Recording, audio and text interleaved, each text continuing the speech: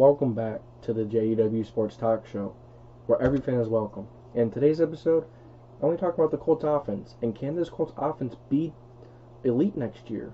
Elite, I think, is pushing it a little bit. I think elite is pushing it, but I think this offense could be better than some people may expect. Now, as we know, a lot of it's on Carson Wentz, and we have to wait and see how Carson Wentz plays out. I doubt he's going to be as bad as he was in Philly. He has a lot better situation over here. But real quick before I get back into it, just want to say, if you do end up enjoying this video, if you do enjoy my content, make sure you leave a like and subscribe.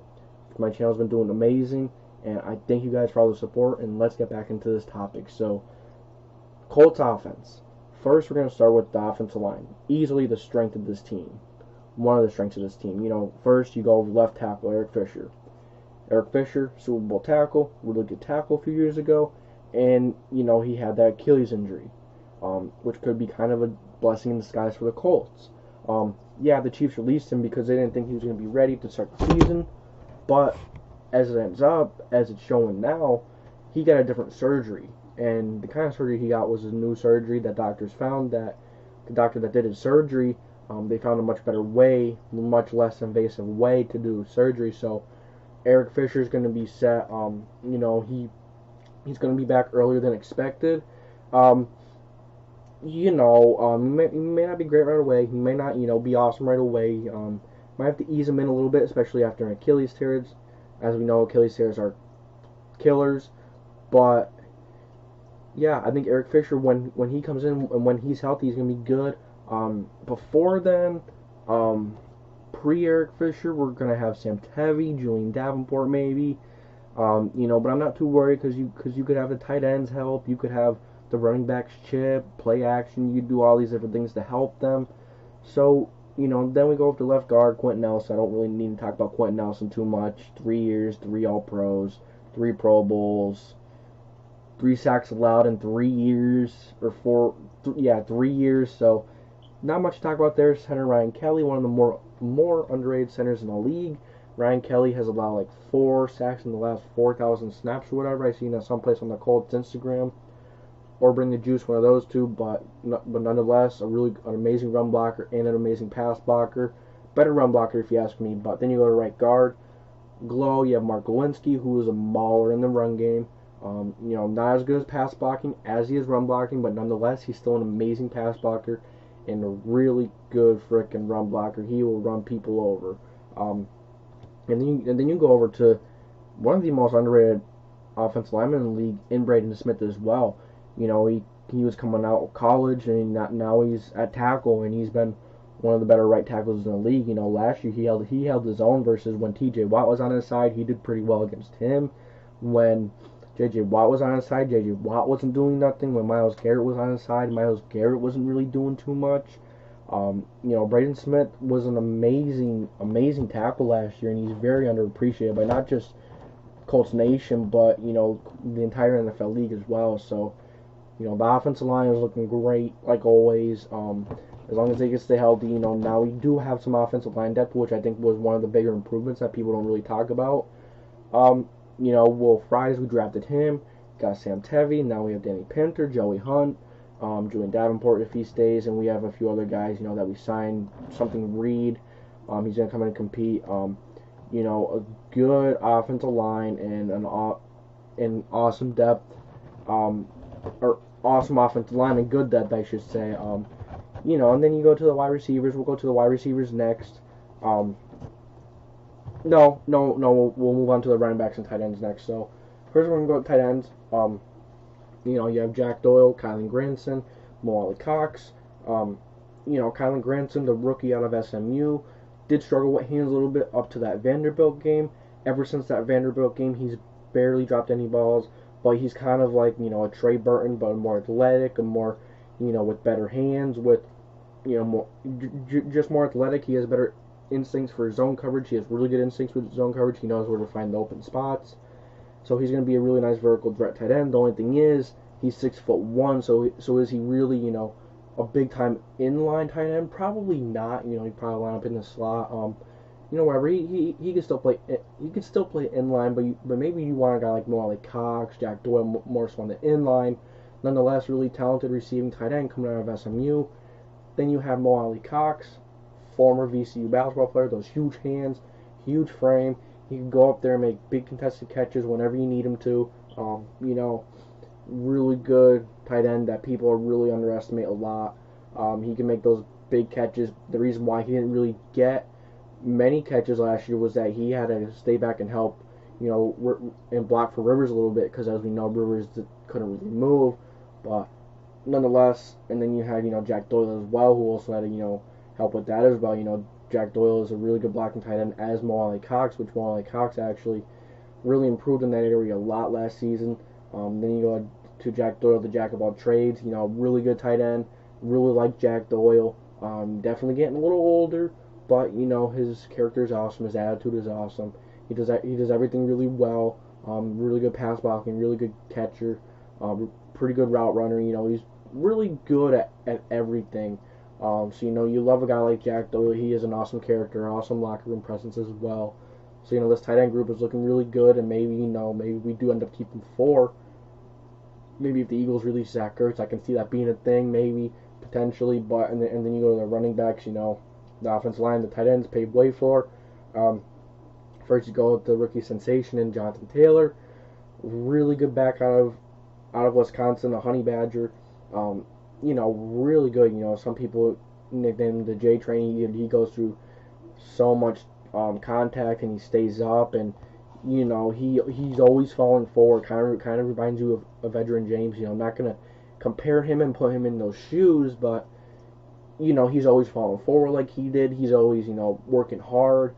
An awesome running back that I'm excited to see what he has in store for this season, to run behind those maulers of the offensive line: Quenton Nelson, Glow, Kelly, Fisher, Smith, all amazing offensive linemen that we've already talked about.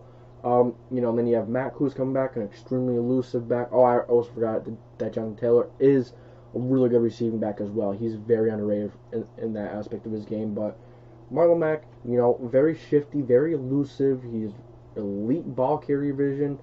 He's got really good moves. His stiff arm is nasty. You love Marlon Mack, and you love yourself some Marlon Mack. You got the Mack truck and the J train in the same backfield. Pretty scary. And then you go to your number 3 back in Nyheim Hines, which is a pretty damn good number 3 back. He's a really good pass catcher. He can run when you need him to. Really good back. Nyheim Hines is electric. He's one of those players. All you gotta do is get him the ball, and he will make a play. So for the running back group, really good running back group, and also Jordan Wilkins, who may or may not lose his job this upcoming year.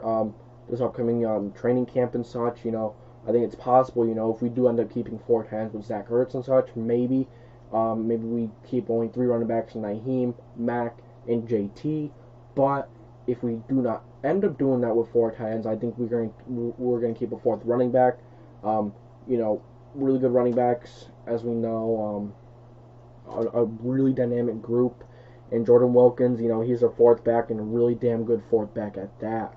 Might be in jeopardy for Deion Jackson, but I think that's more so of Deion Jackson going on the practice squad and being a practice squad body for the year, and coming up next year and taking that role, because Wilkins' contract is up next year. So about that, and then you go to the quarterbacks and the wide receivers. Arguably some really important spots. Of course, on the team, quarterback, one of the most important positions in football. Carson Wentz, coming from Philly. Carson Wentz had that big dispute in Philly. The head coach and him didn't really talk. They didn't really get along. The GM didn't really want to build around him, didn't want to help him. They more so just threw him out there and say, improve yourself, help yourself, and as a team, you have to help him. No matter how good he is, as we've seen with Patrick Mahomes, no matter how good he was in the Super Bowl, he really needed, the offensive line is big. And, now that Wentz has an offensive line, now that Wentz, has a better organization, he could be better. But there is that realistic shot that he does struggle and that he does not come back to form. And if that happens, the Colts are going to be in a rough spot. We're going to be in a rough spot because, we gave up quite a bit of draft capital.